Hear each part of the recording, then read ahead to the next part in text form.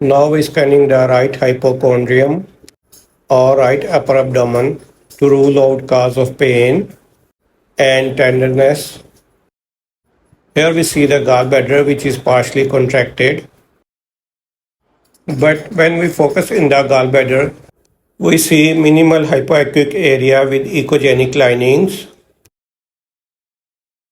The walls of gallbladder are echogenic and normal.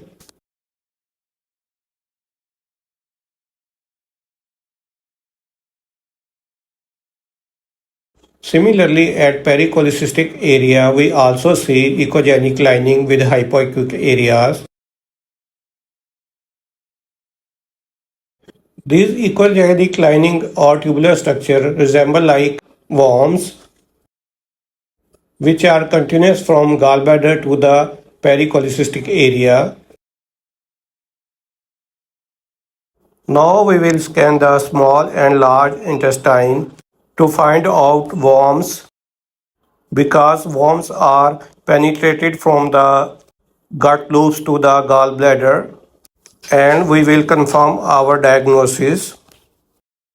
This is distal ileum, and here also we see echogenic lining or tubular structure.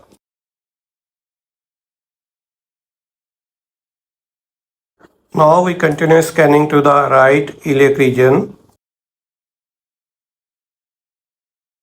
This is ascending colon or large gut, and here we see echogenic area which are gases in the ascending colon.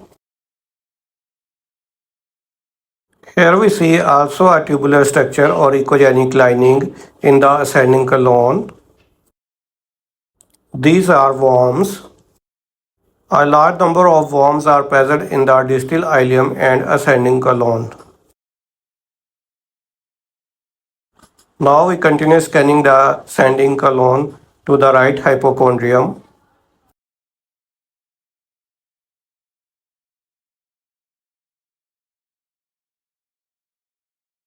We see that multiple tubular structures are present in the gut.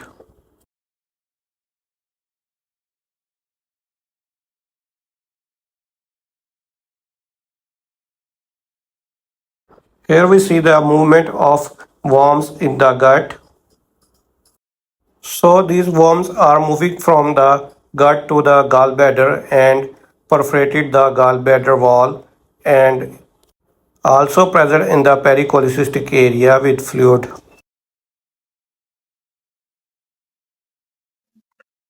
Now how we will write report.